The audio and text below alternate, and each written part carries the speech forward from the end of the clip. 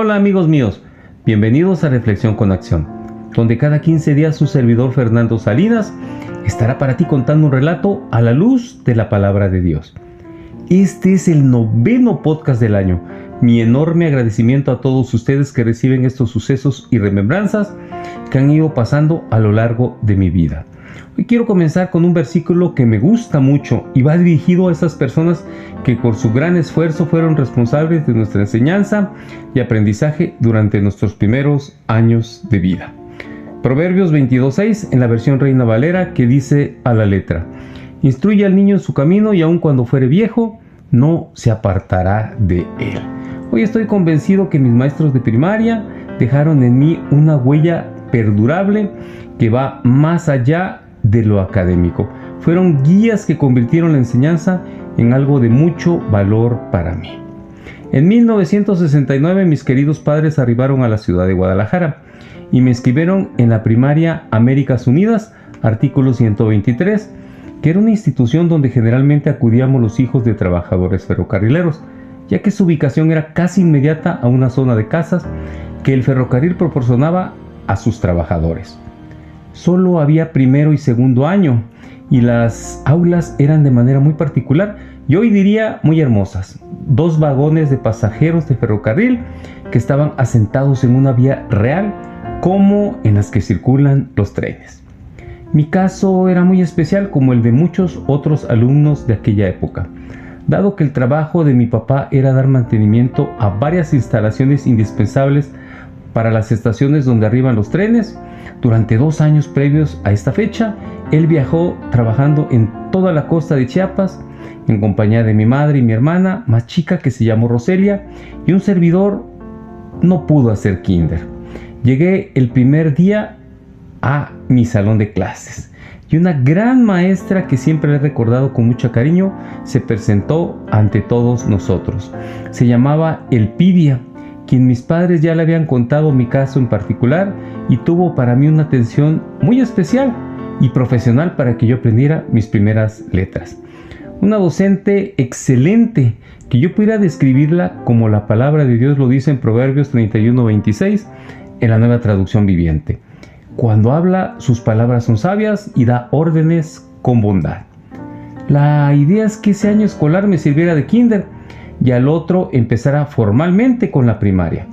Hace casi 57 años eran situaciones muy distintas como las que actualmente hoy existen en nuestras escuelas públicas.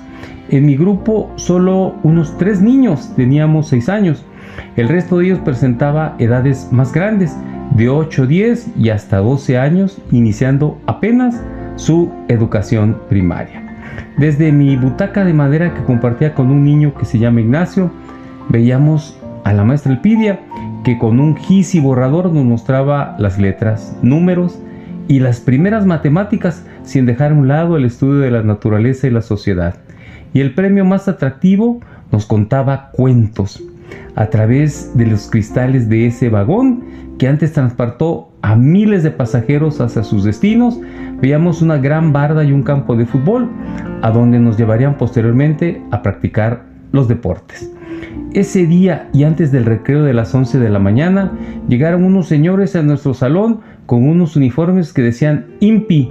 Después supe que eran las siglas del Instituto Nacional de Protección a la Infancia, creado por el gobierno. La maestra nos dijo a desayunar. Esos empleados del gobierno llevaban desayunos escolares a algunas escuelas, principalmente a las que estaban un poco alejadas de la ciudad, como la nuestra. Dichos desayunos consistían en un cuarto de leche, un bolillo que contenía frijoles con chorizo y otro que traía en su interior cajeta y una gelatina. Yo no tenía hambre porque me había desayunado antes de llegar a la escuela y la maestra me permitió que me lo llevara a casa. Recuerdo con admiración el gran liderazgo y dedicación de nuestra docente, quien aún se quedaba tiempo extra para lograr que aprendiéramos de manera adecuada la clase en turno. Estoy convencido que Dios, a través de su dirección, instruye a los maestros para desarrollar lo que dice Proverbios 4:11 en la Nueva Traducción Viviente. Te enseñaré los caminos de sabiduría y te guiaré por sendas rectas. Entre juegos, risas y mucho aprendizaje, pasó un año. Después llegué a la casa con mi boleta de calificaciones y con una sorpresa para mis papás, pasé a segundo año con el mínimo de calificación, 6. La retroalimentación que la maestra le dio a mis padres posteriormente era que como aprendí a leer y escribir era suficiente para aprobarme a segundo grado.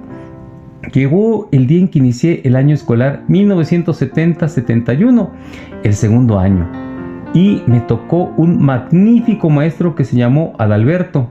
Si ustedes ven hoy una película de los años 60, se lo pueden imaginar, con una gran personalidad, vestido impecablemente con traje, chaleco y corbata, con un tono de voz magnífica, una extraordinaria capacidad para enseñar y una gran calidad humana.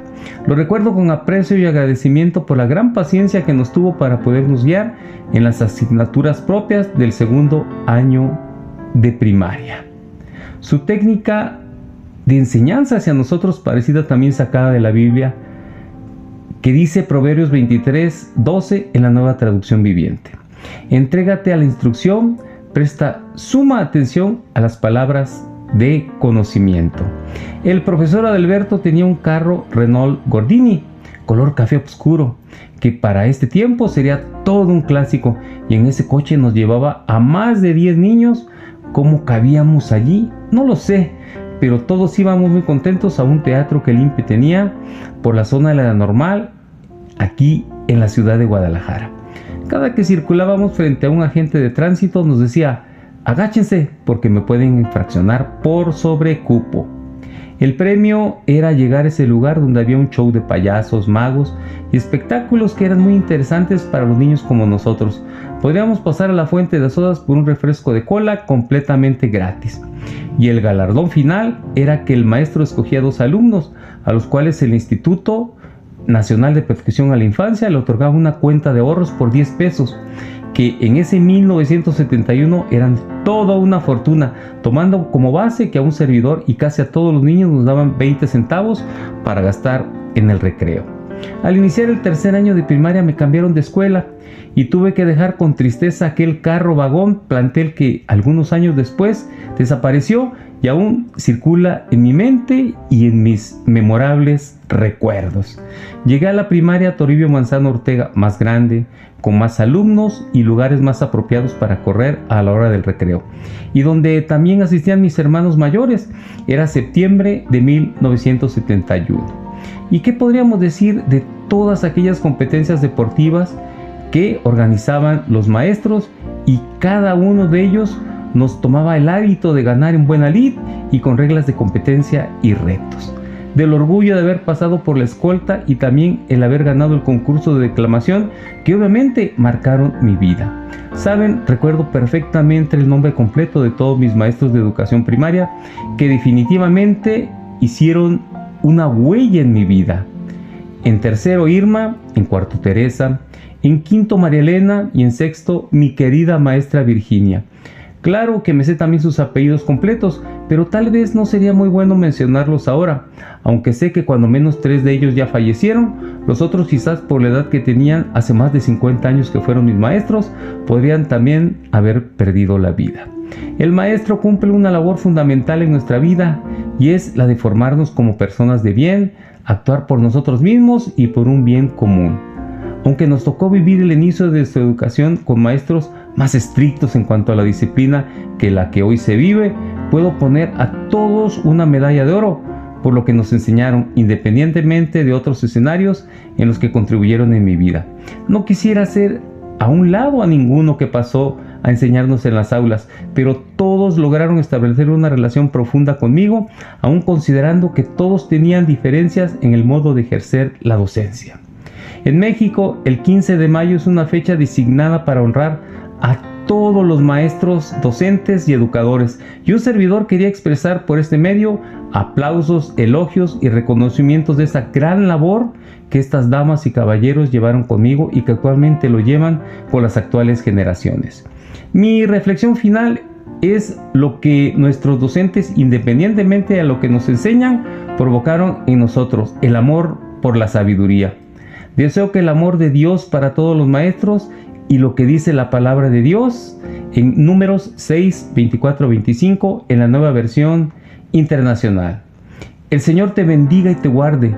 El Señor haga resplandecer su rostro sobre ti y extienda su amor.